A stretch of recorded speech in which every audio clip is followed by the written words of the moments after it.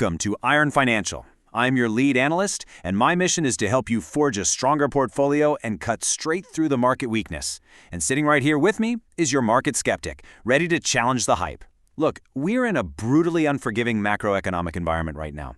High interest rates are literally punishing companies that rely on growth at all costs. The market is demanding actual hardened profitability.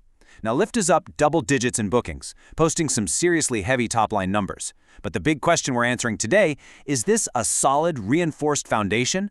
Or are we looking at a fragile house of cards staring down the ultimate wrecking ball, the Tesla and Waymo autonomous vehicle threat? You know, as the market skeptic, I represent you, the audience. I'm definitely not easily impressed by PR spin or those glossy investor decks. I want to know, is this AV hype or is it real tangible revenue? Today we're grabbing our hard hats and drilling down into the structural integrity of Lyft's latest earnings to see what is really holding this company up. We've got a lot of ground to cover, so here's our blueprint for today's explainer. 1. Forging the market hook. 2. Drilling down into the financials. 3. Finding the cracks in the armor. 4. Evaluating the Robotaxi era blueprint. And 5. The final verdict. Let's get to work. Section 1. Forging the market hook and building the foundation. Okay, the ride-sharing market right now is incredibly volatile. As investors, we absolutely need to know if we're building our portfolios on bedrock or on sand. The stakes have literally never been higher. Uber has already poured the concrete on a massive aggregator scale. And autonomous vehicles? They're no longer some sci-fi fantasy. They're actively picking up passengers in major cities as we speak. Lyft has to prove it can hold the line. Now they're trying to forge a stronger foundation by expanding internationally and pushing these high-value services. But I have to ask the question that is on everyone's mind. Is this AV hype or is it real revenue? Every tech company right now wants to slap the word autonomous or AI onto their earnings call just to boost their multiple. I'm demanding clarity here. Do Lyft's numbers reflect true structural integrity, or are they just pouring cheap capital into a leaky foundation to make the top line look good for just another quarter? We need to see the receipts. Oh, we are definitely looking at the receipts. That's exactly why, here at Iron Financial, we strip away the PR spin entirely. Take a look at this raw SEC filing, specifically a Form S-8 registration statement for Lyft's 2019 Equity Incentive Plan.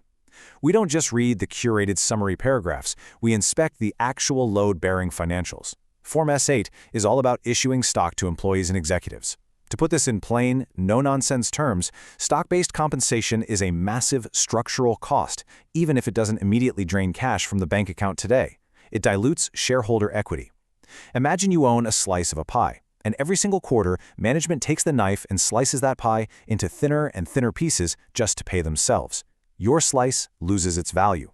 It acts like localized inflation directly on your own portfolio. If we really want to know the true cost of running this business and how heavily management is extracting value for themselves, we look right here at the regulatory bedrock.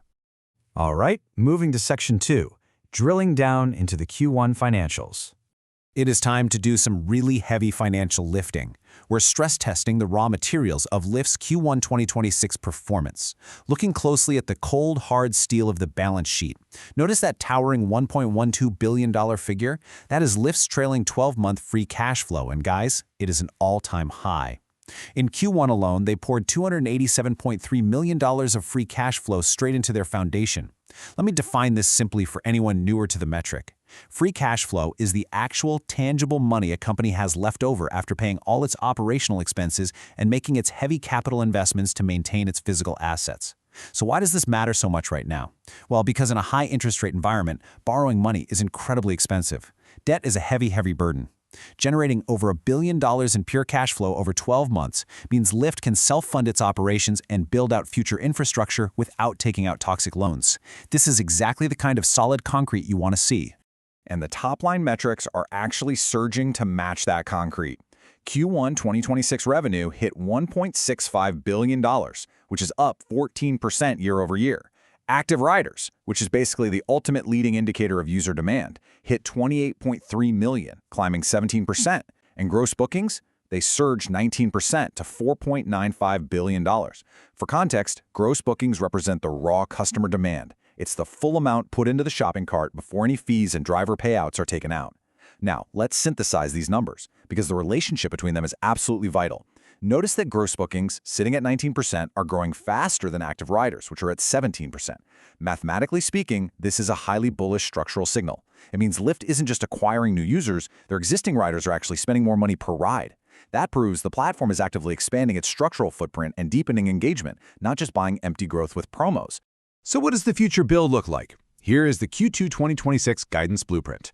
Lyft is projecting gross bookings between $5.30 and $5.43 billion, which implies an 18 to 21% year-over-year growth trajectory. Pretty solid.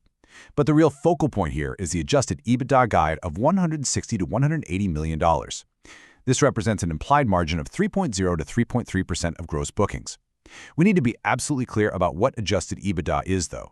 It's the company's preferred foundation metric because it conveniently strips out unusual expenses, and yes, it also strips out that stock-based compensation we talked about earlier. It allows us to see the pure operational yield of the core business engine, showing that as their top line expands, their operational margin foundation is indeed getting thicker. However, and this is crucial for us as investors, we must remember that those stripped-out costs are still very, very real. They don't just vanish. Let's transition to Section 3, Cracks in the Armor. It's time to inspect the weaknesses. All right, we've seen the shiny new scaffolding, but no structure is perfect, and we need to find out exactly where Lyft is bleeding capital, because despite those record cash flow numbers, the bottom line tells a slightly different, much more complicated story. Let's contrast these two facts. On one hand, we have an impressive 35% growth in high-value rides, think premium and chauffeur services. That sounds great, right? But on the other hand, they completely missed Wall Street's earnings per share estimate. They delivered 4 cents per share against an estimated 5.7 cents. So why the miss? Heavy integration costs. They acquired the FreeNow app last year and just closed on Gett's UK business to expand over in London. Mergers and acquisitions are structurally messy. It's like trying to plumb two different old houses together. You inherit tech debt, massive legal fees, and overlapping infrastructure. These structural M&A costs eat directly into the EPS concrete, neutralizing the gains from those high-margin premium rides. That right there is a structural crack. And then we get this excuse. Lyft reported 236.9 million total rides for the quarter, missing estimates of 241.5 million. Management directly blamed the shortfall on severe storms in the Northeast United States, claiming they lost 3 million rides strictly to the weather. Let me just pause and ask you, is weather a valid excuse or is it a glaring sign of weak platform durability? Let's think about this logically. A true load-bearing utility, like a city train network, or arguably Uber at this point, doesn't miss expectations by millions of units just because it rained heavily in New York and Boston. People still have to go to work. If a storm causes millions of people to simply cancel their Lyft app, it signals that a massive chunk of their user base views the service as discretionary travel, not essential bedrock infrastructure. And honestly, that is a really dangerous operational vulnerability. Finally, let's drill down deep into the corporate overhead. What you're seeing here is another raw SEC filing detailing the indemnification and liability limitations for Lyft's directors and officers. It legally limits the personal liability of executives and guarantees the company will advance their legal expenses. Now sure, this is standard corporate procedure, but it highlights a vital structural disparity. The executives are legally insulated and protected by corporate bylaws, while the retail shareholder takes the blunt force impact of every single misstep. Look at the real numbers. Lyft's actual net income, the true bottom line, was just $14.2 million on $4.95 billion in bookings. Let me break that down. For every $100 a rider puts into the app, Lyft is keeping mere pennies in true profit. They are operating on razor-thin net income margins. When your margins are that insanely thin, every single ounce of executive overhead and stock dilution dramatically thins out your shareholder equity. Moving on to Section 4, the Robotaxi era blueprint, the autonomous load test. That was a very fair inspection of the cracks. Now, let's look at the most critical structural load test of the entire decade. We have to evaluate how Lyft's autonomous vehicle strategy stacks up against the massive tectonic shifts happening in the market right now. Let's compare the two dominant strategies side by side. Uber is building an asset-light platform aggregator model. They commit billions to partnerships, running Waymo robotaxis on the Uber app, and targeting Rivian R2s. Uber's basically building a digital toll road. They don't want to actually own the cars, they just want to charge you the toll to use the road. Lyft, on the absolutely opposite hand, is building a highly capital-intensive vertical stack. They are wiring AVs directly into their Flexdrive fleet ownership model alongside Mobileye.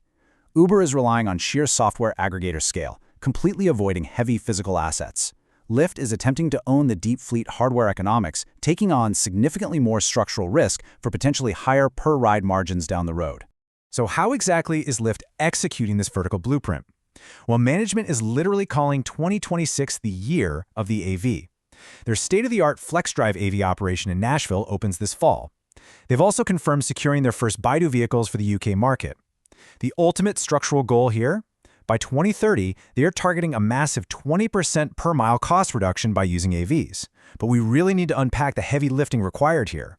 A 20% cost reduction sounds incredible on a slide deck until you realize what owning a physical fleet actually demands. Because Lyft owns the Flexdrive fleet, they now have to build massive physical depots. They have to pay for the electricity to charge the batteries, the mechanics to fix the tires, and the expensive real estate just to store the hardware. These are all heavy structural costs that, historically, human gig workers paid out of their own pockets. Lyft is entirely internalizing all of that operational weight. Exactly. And while Lyft is taking on all that heavy physical weight, the external wrecking balls are already swinging out there. Look at the existential threats coming from outside the traditional rideshare duopoly. Tesla has started Cybercab volume production at Gett, Texas, and is aggressively expanding its own ride-hailing network in Austin, Dallas, and Houston. More importantly, look at Waymo. Waymo is going direct. They now serve riders via their own proprietary app in 10 U.S. cities, with plans for 20 markets in 2026, including London and Tokyo. Guys, this is the ultimate danger: disintermediation. Every single time Waymo opens a direct app in a city, Lyft's entire core value proposition, the matching algorithm, becomes entirely obsolete. If consumers can bypass the aggregator and go straight to the Robotaxi native app, it completely removes the middleman. These direct Robotaxi companies could demolish Lyft's core business model before their FlexDrive depots are even fully built. Let's bring it home. Section 5, the final verdict and our actionable strategy.